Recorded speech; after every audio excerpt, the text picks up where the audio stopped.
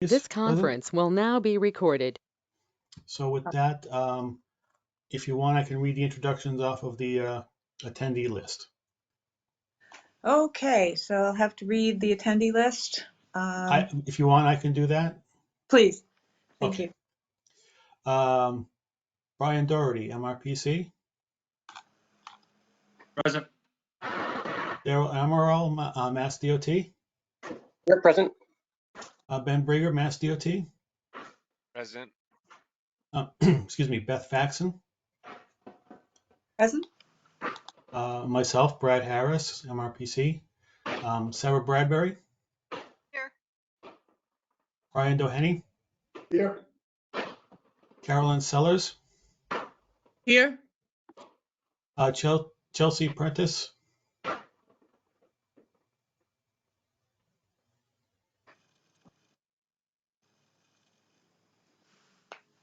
Chelsea, can you hear us?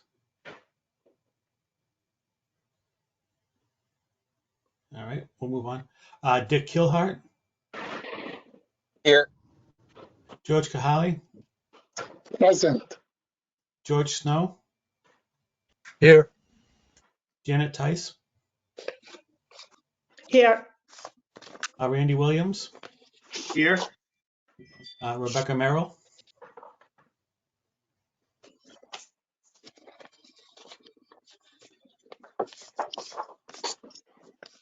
Rebecca, can you hear us? Okay. Tim Kilhart. Here. And Tyler Godin. Here. Okay. So like I said, we do have a quorum. We have at least 5 communities present. So with that, we can move on to item number 2. Okay, are there any public comments? I do not see any hands raised. So I believe we're good there. Okay. And do I have a motion for the approved August 9th, 2023 minute? Or any discussion on those minutes? Sorry. I make a motion to accept it as presented. Do I have a second?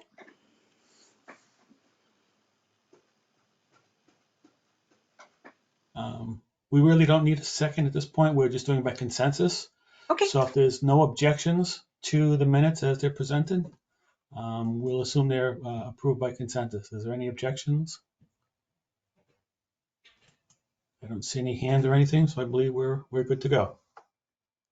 Okay. Moving on to agenda item number 4, Montachusett Joint Transportation Committee bylaws discussion. Review. And that is mine. Oh, I'm sorry. I didn't mean to interrupt. That's fine. Go ahead. As you may remember from our last JTC meeting, we had an issue raised about whether someone could represent more than one community at the MJTC, and whether or not that would be possible or doable, or whether the bylaws prevent that from happening. So what we have, I mailed out, hopefully everyone got a copy of the bylaws as they exist right now. And based on the process inside the existing bylaws, we can make amendments to the bylaws at any time, pending a certain procedure which calls for the bylaw change being discussed in 2 successive MJTC meetings, and that everybody is notified of those meetings. The first meeting will be a discussion only, and then the second meeting where it's brought up would be for action by the MJTC. So today we're just having the first presentation of a possible bylaw change. So it will be a discussion at this point. And on the bylaws, on page 3 of the bylaws, is listed the current Article 2 membership policy.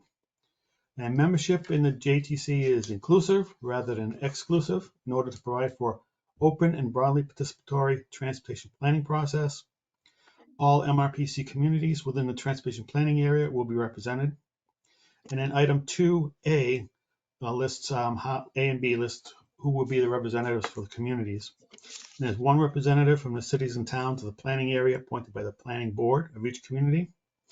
And then one representative of each cities and towns of the planning area appointed by the mayor, town manager, or selectman.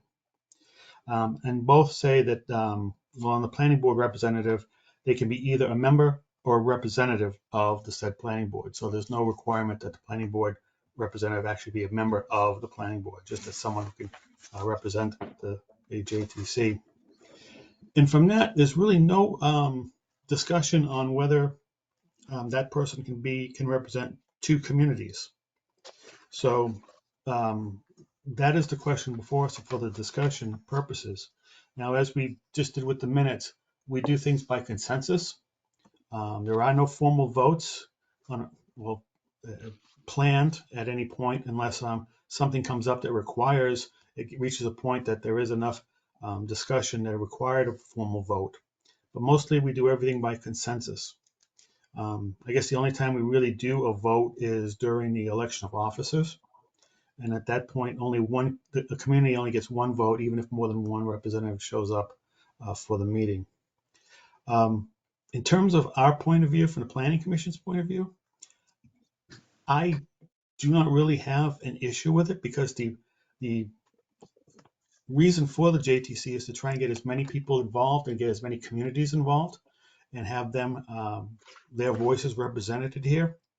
So if someone works for one community and then is appointed by a second community as a representative, as long as that information is being brought back to the community, that's the most important point for me and for, I think, the Planning Commission, and keeping that dialogue open between all the communities. But other than that, I don't know of a particular reason why it shouldn't occur or shouldn't be allowed. The question then would also be whether we want to adjust the bylaws to actually specifically state that a person can represent more than one community, but in the times of voting, they have to only get one vote, and not two votes, one for each community. With that, I just want to throw it open to the members and see if there's any feedback or any other discussion items that they'd like to discuss regarding this issue.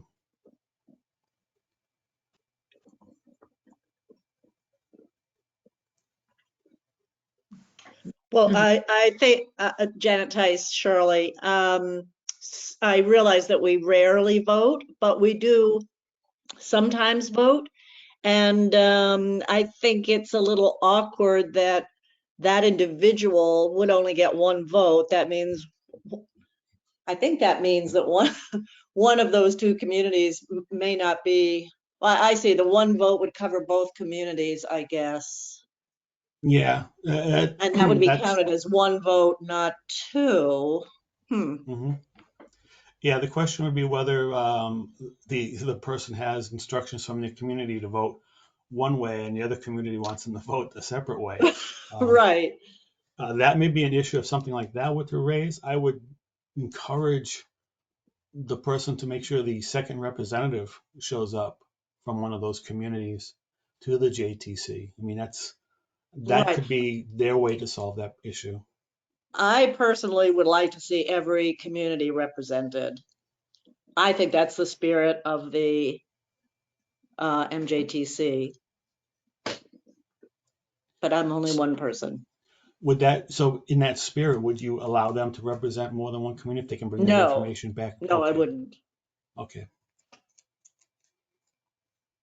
Anyone else have an opinion they'd like to share?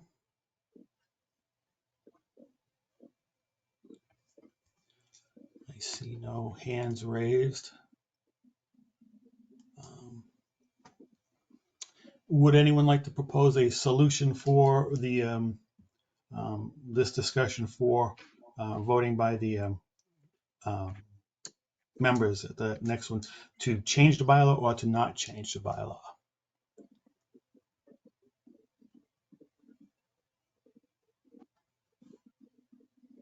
Because I think in one way or another, I think we need to address the issue and make it clear what way we think we should to answer the question for the individual who's Well, who I'll just brought put the this up. motion on the, Janet Tice again, Shirley, I'll put the motion on the table. I move that we add a sentence that specifies that each representative, each community needs to be represented by a single representative. And that more than one community cannot be represented by the same Okay. individual. So we would add to the bylaw that a person cannot have dual representation of more than one community. Right, that's my motion. Okay.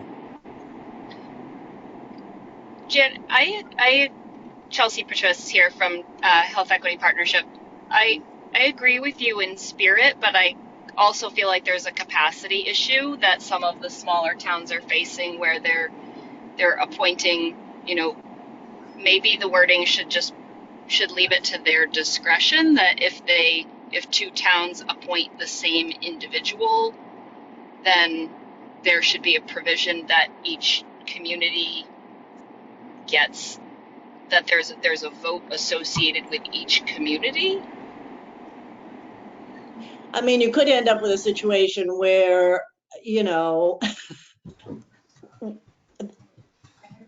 that every representative represents more than one community.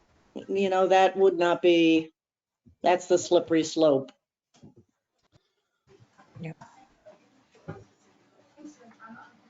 I recognize that too, and I think, and I lean towards, it's nice to get as many people here and get the word out to the communities as possible. So if that requires one person representing more than one community, I'm sort of lean that way. But I know the issue of voting and getting the communities to actually step up to the plate is difficult.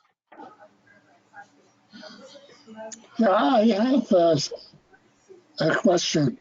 What about if somebody represent 5 or 6 communities? Yeah.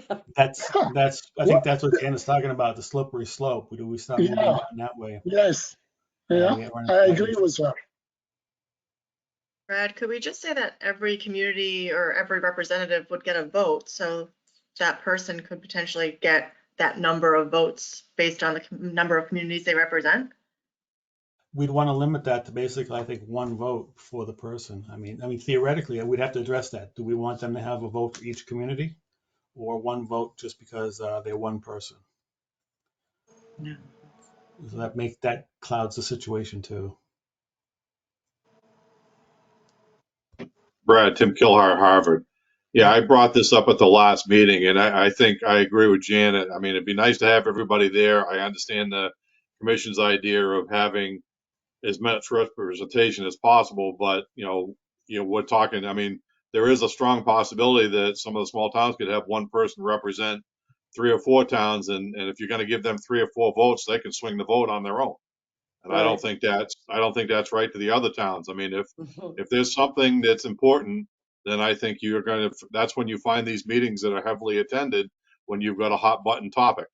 And that's when people show up. They don't show up every single month like a lot of us that are on this call that come on a monthly basis. So I agree with Janet. It would be nice to say that you have to have representation, but if the group decides that they'd like to have, you could have more than one, but it should only be one vote per however many towns you represent. We shouldn't have somebody stacking the deck with one person. Okay. There was a question in the chat from Roger Hoyt. Are both positions from a town of equal status? As far as it says in the bylaws, yes. The only time they differentiate between a representative and from the planning board and a representative from the board of selectmen is when a formal vote's needed. If both representatives are in attendance, they only get the one vote for the town, and they should need to decide who will cast that vote. So it's not like the planning commission where one is designated as the official representative and the second person is the alternate, basically given the same status. Everyone has the same status.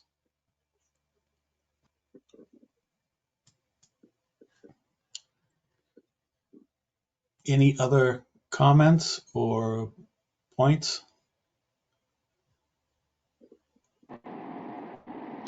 Is proxy voting allowed? So, if if each community has their own discrete representative, but that community representative is not available to participate in the meeting where they would want to vote, can they just give their proxy to, and then that eliminates the whole, like, this one person always represents multiple communities.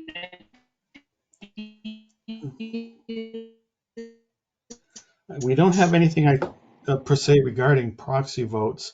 The only thing I can quote is in the bylaws on what is page 5, Article 6, item number 5 on formal votes. In the event that consensus cannot be reached on an issue before the JTC, a formal vote can be requested of the representatives present and eligible to vote, i.e. communities and organizational members, through an appropriate motion and second. Each community and organizational member of the MJTC may cast only one vote regardless of the number of representatives from the community or organization present at the meeting when the vote is to occur. Final decision on the issue will be determined by a majority vote of the representatives present and voting, provided a quorum exists. So it just says the representative is present, so it doesn't give any indication of allowing a proxy vote. I think that would be another new bylaw to add if we wanted to go that route. If I could just add something else, we're finding in Shirley that that more people seem to be willing to step up and join our committees. We've always had a hard time getting people to volunteer, and I think the fact that more people are working from home and they don't have a long commute may mean that that there are more people available. So I think maybe a community that's having a hard time finding a representative for this committee might try a little harder, to see if things may have changed in their community, and someone might step forward. Mm-hmm.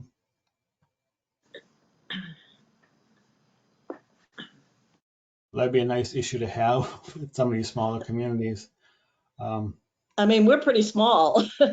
Yeah. And we just had 3 people join our transportation action committee. We were a committee of 5, and we had no trouble finding 3 very enthusiastic, very engaged volunteers who've never been on any committee in town before, and 2 of the 3 are new to town. So been a lot of changes going on recently in our area. Right. In the chat, Rebecca Merrill has indicated if you adjust the bylaw one way or another, it would. I would recommend it is adjusted in this section 5 regarding formal votes. Yeah, we would have to spell out in that section too, I believe. If we allow the representation of more than one community by an individual, we should spell out how the formal vote would go in that particular section also.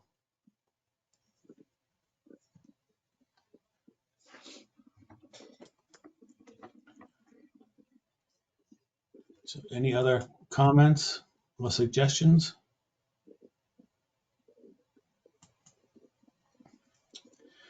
So as mentioned in the bylaws, how we go about doing a change in the bylaws is a discussion at 2 successive meetings. So at this meeting, we have the discussion points.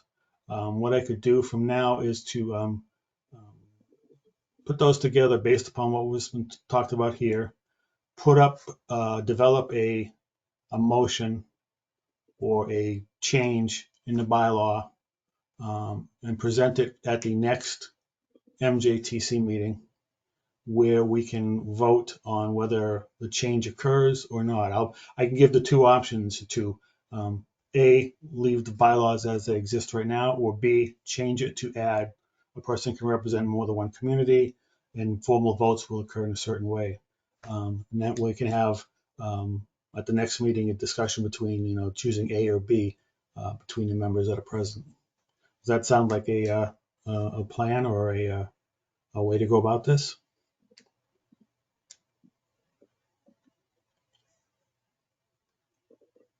Okay. All right. Not seeing any. Oh. Hey, Brad, should we, Yep. so those are kind of the 2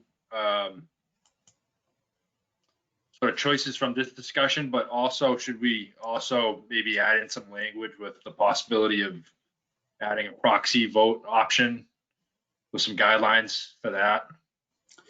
I think that we would spell that out, yeah, as the options being A, to do nothing, leave the bylaws as they stand.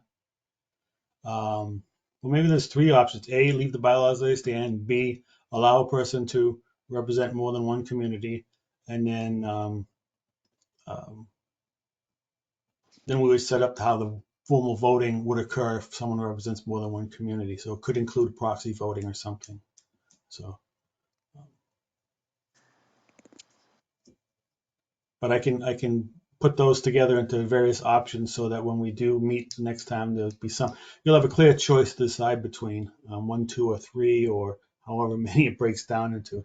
I'm just thinking if we decide to remain as is, not change the representation bylaws, we might want to just add to the bylaws that a person can only represent one community, just to make it clear for future reference. Mhm.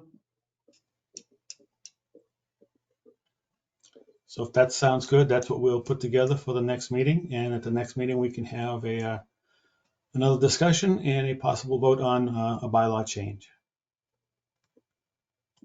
Okay, thank you. All right, thank you very much. We'll move on then to number 5 on the agenda, Montachusett Regional Transit Authority Services discussion, review of new services, both planned and currently online. And that is for George Haley from Mart. Thank you. Well, hi.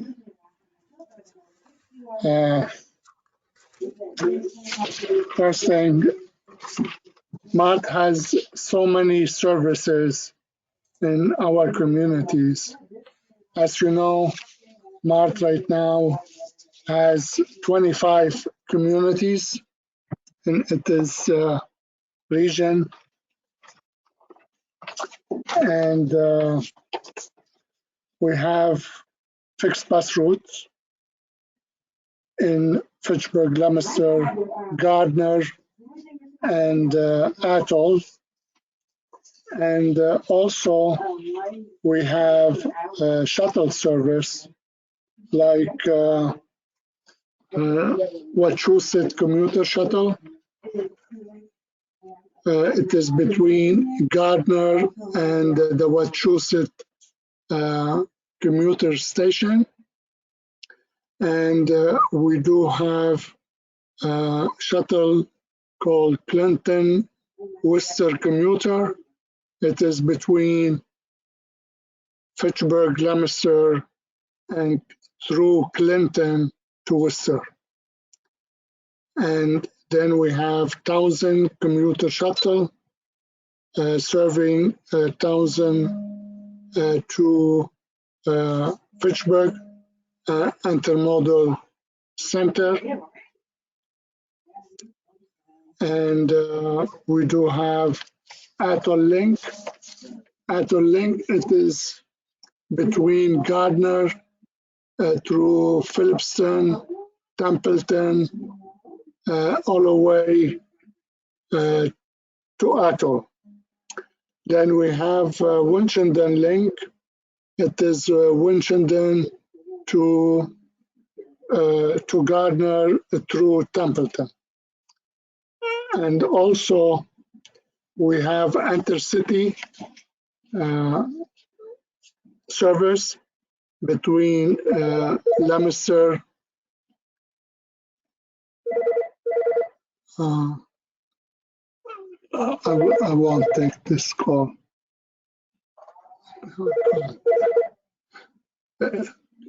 Okay, sorry. The other services, as we said, it is between Mount Wachusett Community College and Fitchburg and Leominster.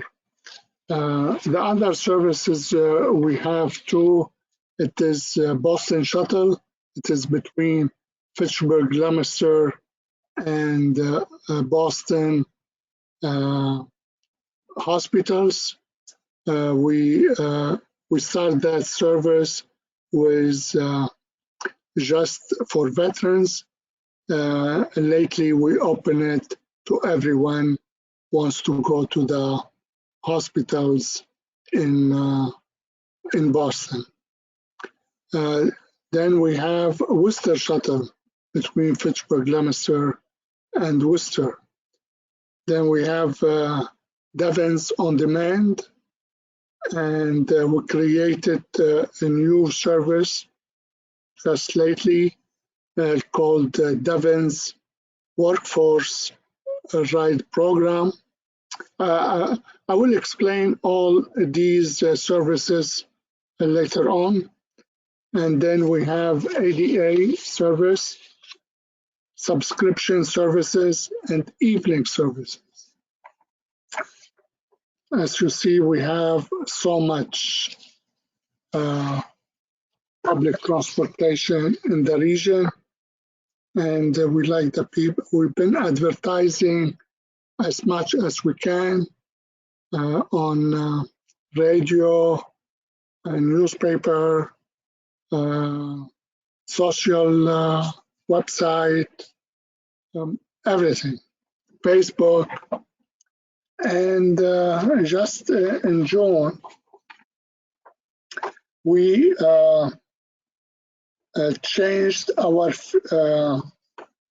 fees, the fares on our buses from $1.25 to $1 each way, and senior, veterans, and disabled riders half price 50 cents. And also we made a change in students ridership. All students under 18 years, they will have free rides on our fixed bus routes. Free rides.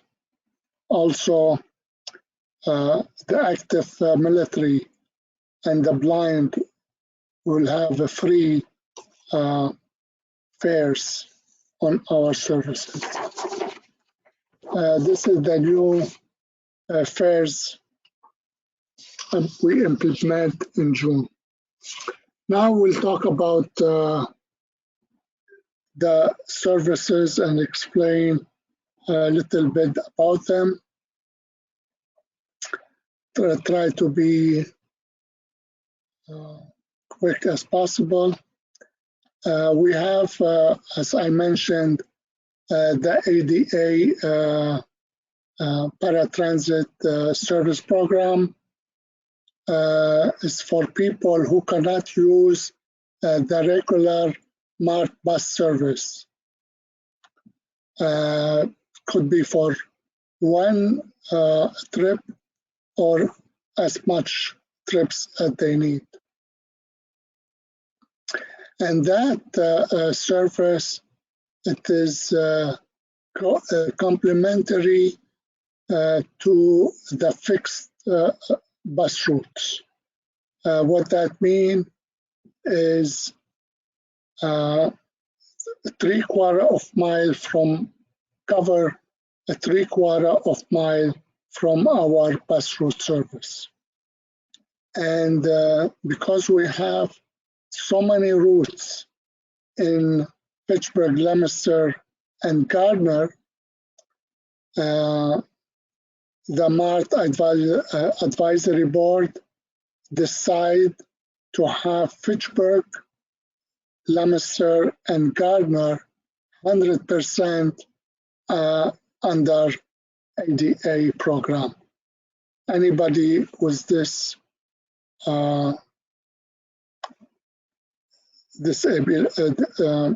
disabled people, medical or so, they can use the service in this 3/4 of mile of the bus routes.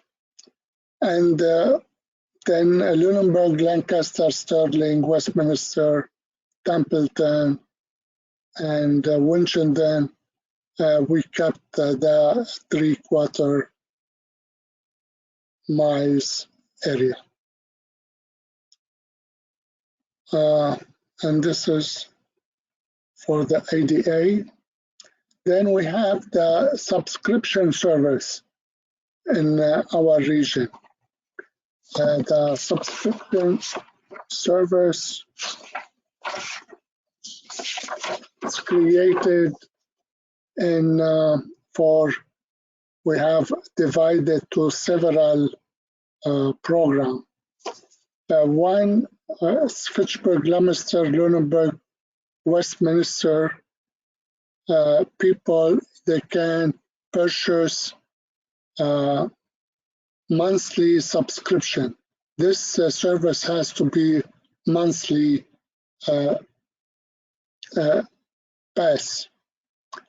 And you can use it like people who need 6 to 10 trips per week.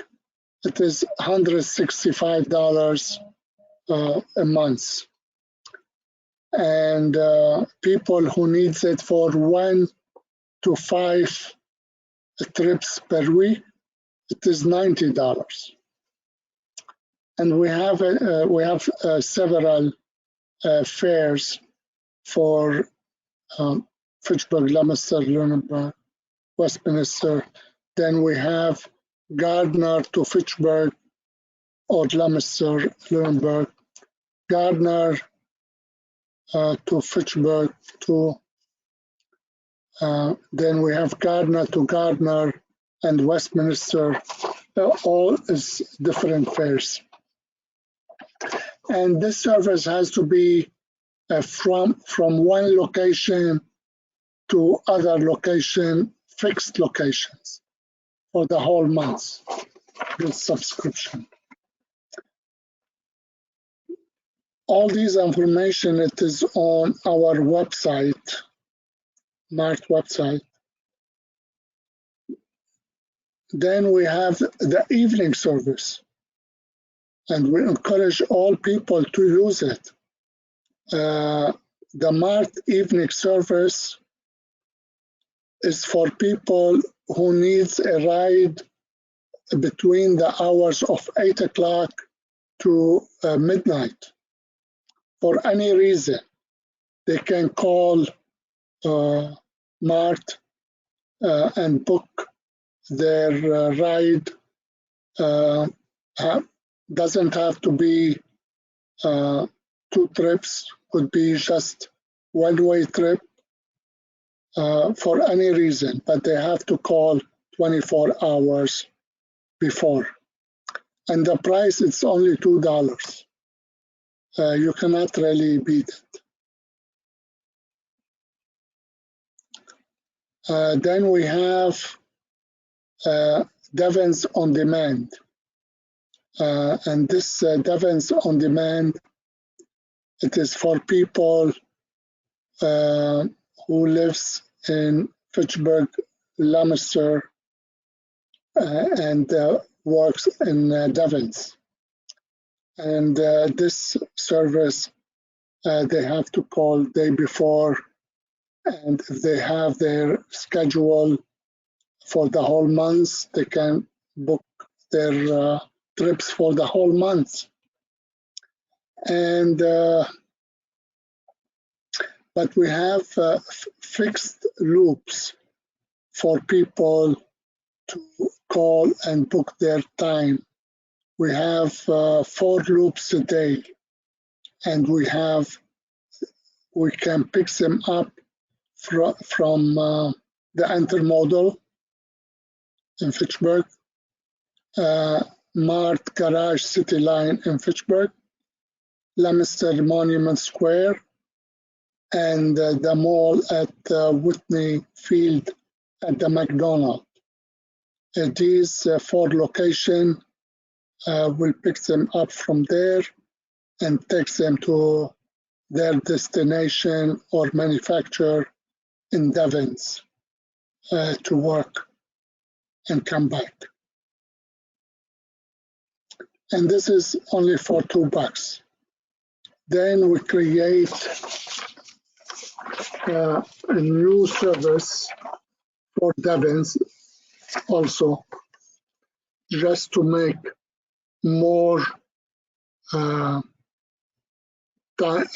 area to be to help the resident of our region to get to work in Devens.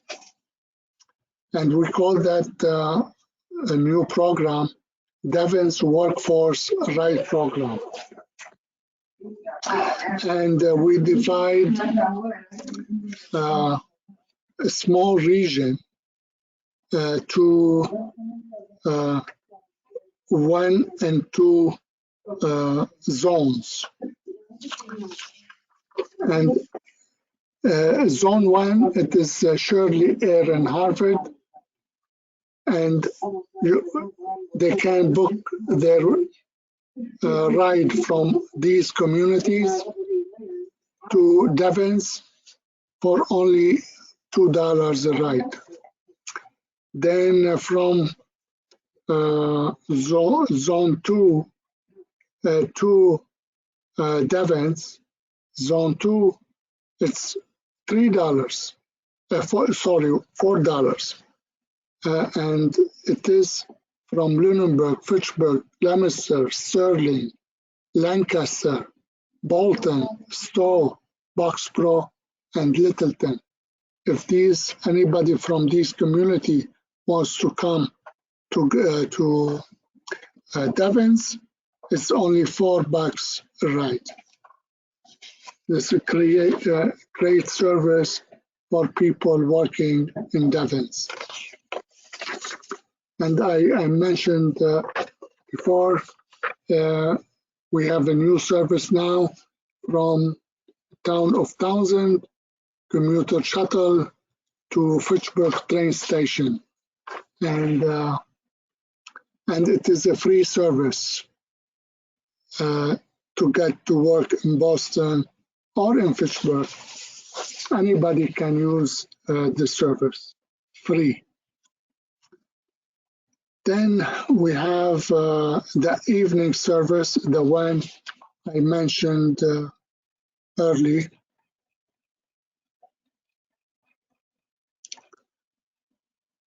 And it is the evening services. It is in Fitchburg, Leominster, and Gardner, and part of Lancaster, Lunenburg, and Sterling.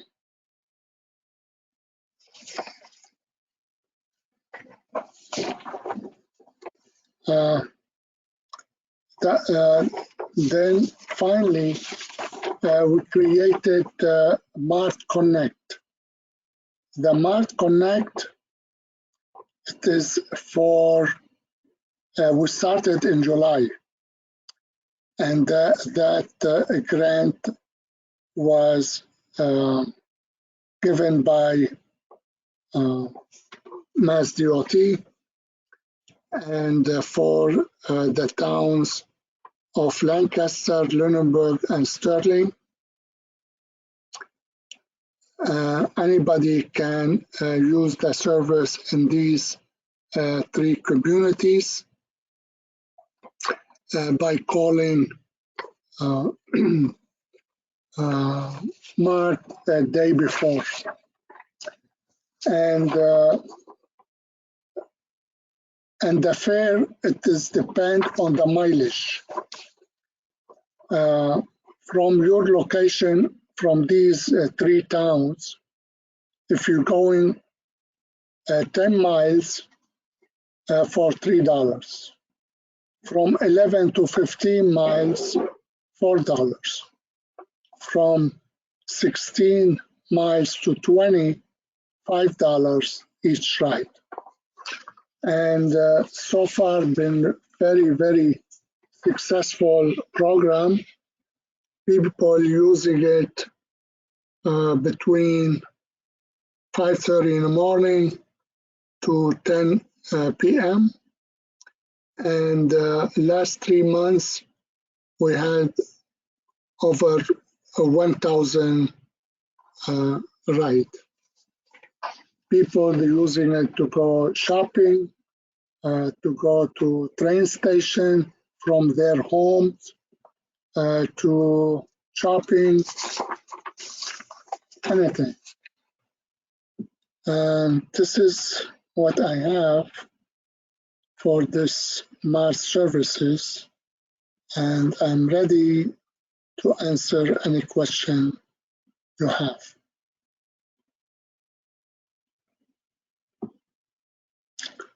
I hope you can advertise it in your communities for people to use this service. Thank you. Thank you, There- Mr. Bell, for that comprehensive review.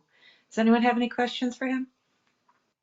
Just as a item in the chat from Chelsea, she just mentioned a suggestion. I see most services that require 24-hour notice calling themselves demand response rather than on demand, which was reserved for immediate booking like Uber. So just as a comment there.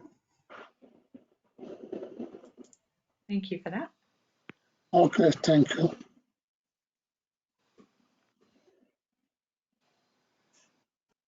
Any other comments or questions?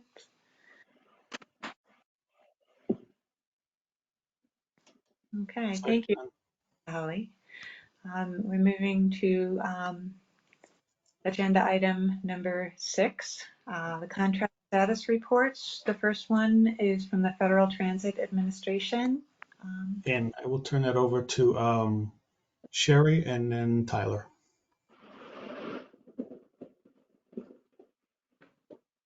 Sorry, I wasn't prepared to go first. I was working on the MART coordinated plan, which is kind of outlining the goals and past practices of MART with also kind of mentioning all the services that George had just brought up, which I would have loved to have had him type that so I could just copy paste it to the report because that would have been really easy.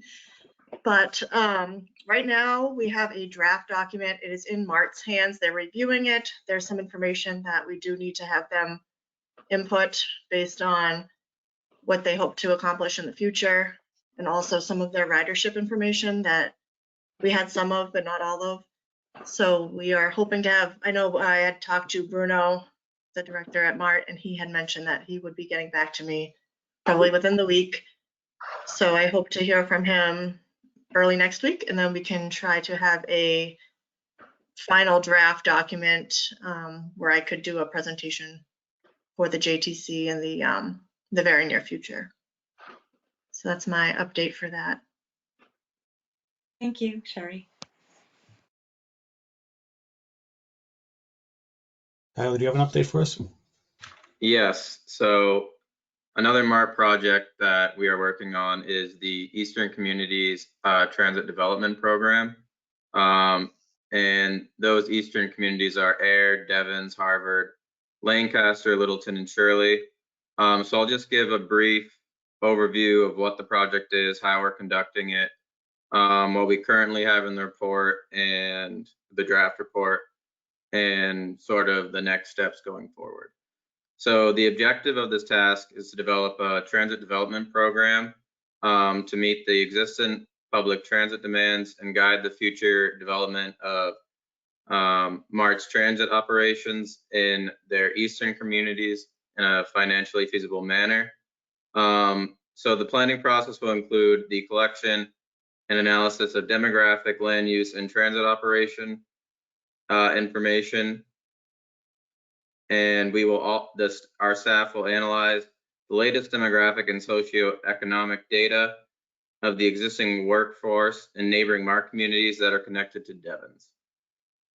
So the methodology for this is to compile applicable census data for the service area, review current transit services and transit operations, identify shortcomings related to access, populations, facilities, and services, update the mapping of services, and provide recommended service changes to address identified needs. So what will actually come out of that, what the products will be a transit development program with service recommendations and also a map of potential service. So what's in the draft currently, just I'll go section by section, is an introduction, just a brief overview of MART, MRPC, and the different sections within the TDP. Then there's a background, just generally what is a TDP and why it's important. There's a goals and objectives section, just a statement of the goals and objectives, pretty straightforward. Community profiles, this section just provides an overview of each individual community and the whole region as a whole, just so anyone who's unfamiliar with the area can kind of get an idea of what these communities are like in the region as a whole. The next section goes over the existing transit services in the region. It discusses a lot of what George just mentioned, like the Devens On Demand program, the Devens Workforce Ride program, MART Connects, just some of those services. And also the MBTA commuter rail that runs through the region. And it discusses a little bit about the Devens Regional Shuttle, which previously ran, which was previously a fixed bus route service offered by MART within the region. Then we go into a very data heavy section, the demographics analysis. This section examines key demographic factors to determining transit dependency. These factors include population density, income, elderly population, disabled population, households with 0 vehicles, and households with 1 vehicle. That's just some of the factors looked at in this section. And with for each factor, we provide a table showing the amount within each block group within the region, and also a map for reference. And at the end of this section, we sort of score each block group based on their transit dependency, and then we rank them basically to say this block group is the most transit dependent and which ones are the least transit dependent. The next section is services and facilities. This looks at the services and facilities in the region and why it's important to consider this, and why it's an important factor. And so this just looks at like the major employers in the region, daycare facilities, elderly facilities, medical facilities, and schools, and kind of identifies what current transit services are available there and identifies any gaps in transit services. And right now we currently have a survey out which went live online the end of last month. I believe I sent that out like September 21st in a big email blast to the Council on Agings in each town, the town clerks, libraries, housing authorities if the towns have them, several other nonprofits and community organizations within the region. I also sent out paper copies to each.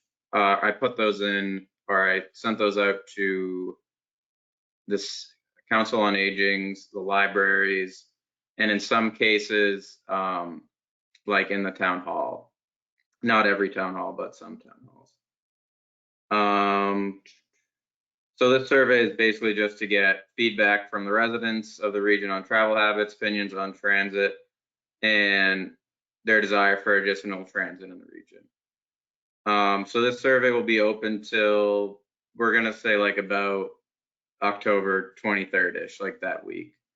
And then we will begin to analyze and input our findings from this report, from the survey, and incorporate it into the report. Once that is done, we will consult with MART to review what we currently have, and then we will discuss steps going forward. And just another thing I want to mention from the survey, we're getting like a lot of recommendations on transit locations, just like places people want to go. And that's one of the biggest things that's come out of the survey so far.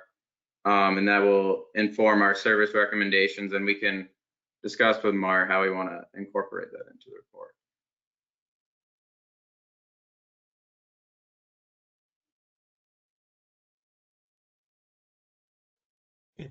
Thank you, Tyler. Any questions for Tyler?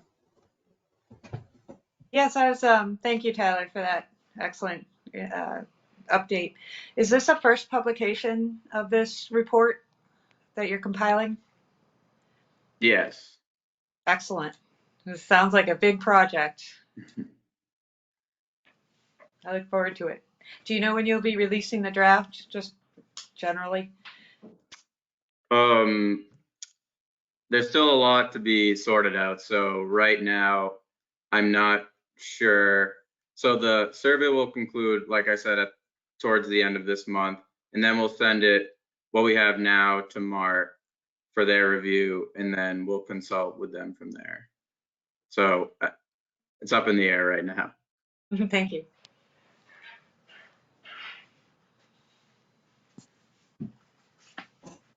Okay, I can do the Mass DOT 3C update. Oh, thank you. Okay. Let's see. The Metropolitan Planning Organization, MPO, will meet next week on Wednesday, October 18th at 1 p.m. There's a possibility of some possible tip amendments to be discussed, and if so, they may be released for public review and comment. The fully endorsed 2024 Montachusett Regional Transportation Plan, titled Journey to 2050, is now available on the MRPC website. There is a banner link on the opening page. Individual chapters can be downloaded as well as the entire document, so feel free to take a look at that if you're interested. Back on October 1st, we started the new program year, which is federal fiscal year 2024. And we will be working on the tasks that were outlined in the Unified Planning Work Program that we have been discussing the last few months. This is for contract. This new contract is budgeted at $944,066, and it runs from October 1st until September 30th of next year. And then some handouts just for review. The first is a news release from the state and the Department of Fish and Game announcing various awards through the Culvert Replacement Municipal Assistant Grant Program. 2 communities in our region received awards. They are Ashburnham. They received $661,000 for design and engineering for culvert replacement on Bluefield Brook to repair for replacement in FY 24 and 25. And Ashby received $55,000 to fund field data collection for 2 culvert replacement projects on Harris Road to improve stream connectivity to Trap Fall Brook and a tributary to the brook. Second is an announcement from Mass Trails as part of their Accessible Trails discussion series of an online discussion on how to get your Accessible Trails project funded through the Mass Trails Grant Program. This will be held on October 23rd from 5 to 6:30 p.m. And a link to register is on the handout and should be available also on our website. Or if you can't locate it, just give us a call and we can get the handout to you.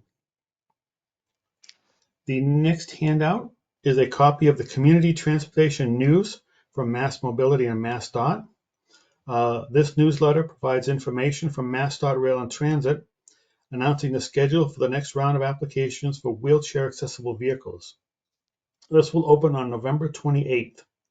Regional transit authorities, nonprofits, municipalities, and private operators of public transit services will be eligible to apply for fully accessible vehicles to expand mobility for older adults and people with disabilities through MassDOT's Community Transit Grant Program. Applications will be due on Friday, December 22nd. MassDOT will host 2 virtual application training sessions on Tuesday, November 28th from 10 to noon and Thursday, November 30th from 1 to 3. Each sessions will cover the same material. Training is required for all new applicants, and it's recommended for all. So if you're interested in this possible program, please take a look at this and register for their training sessions. Then we have a handout from Federal Highway regarding planning updates and active and upcoming notices of funding opportunities, or NOFOs. This is provided for informational purposes. There's a listing of various programs that are out there, as well as their closing dates and how much funds are available. And if you're interested to take a look, get some more information on these programs, you can also talk to us here at the MRPC. We may be able to assist in putting something together for our community. And finally, I want to provide an update on our Safe Streets for All grant award. Safe Streets for All, or SS4A, as it's shortened to. You may recall that the MRPC was awarded a $750,000 federal grant through this program to develop a safety action plan for the region. We also joined with MART on the application, and we'll be including 6 additional MART communities in the program. So all in total, we'll be looking at 28 communities in the North Central region. We developed a grant agreement with Federal Highway last month, and from there, we've compiled a request for proposals for the selection of a consultant to work on the development of the safety action plan. This RFP was released on September 25th. It's also posted on our website. We will also listed it in the Mass Combis and the Mass State Procurement Program, Secretary of State's program for awards. Proposals are due to us by October 23rd, so just under 2 weeks. We'll then be reviewing those proposals and hopefully select a consultant shortly afterwards. We'd like to have them on board by about mid-November. We have also signed a contract with MassDOT to cover the 20% local match portion of this federal grant. So MassDOT is providing us with $187,500 in support of the program. There is also some local match being put in by the Planning Commission through local assessment, DLTA fundings, and from MART. We have a estimated 24-month time frame for the completion of the safety action plan. There'll be numerous public meetings throughout, discussions with the communities, and so we'll be bringing more and more information back to the MJTC as we move along. Once this action plan is completed, communities will be able to apply for implementation grants under this same program in future years. So what we provided today is a copy of the RFP that sort of outlines what we're asking the consultants to do and provide us with information on. And so hopefully this will be up and running shortly, and we'll start the whole process of gathering data and getting input from the communities to develop a safety action plan. And that is all I have on MassDOT and the 3C process. Any questions?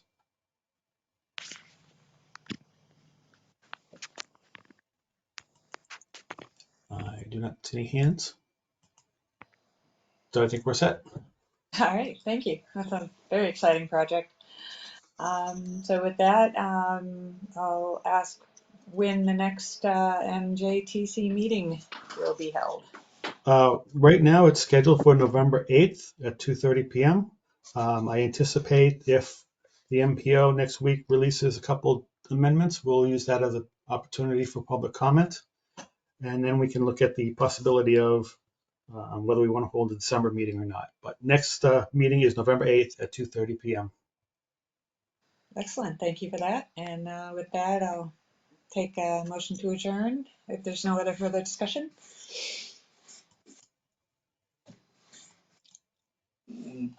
No hands. So it looks like we're good to go. Thank you. Thank you very much. Thank you, Beth, for sharing. You're welcome. Have a good day. Bye-bye.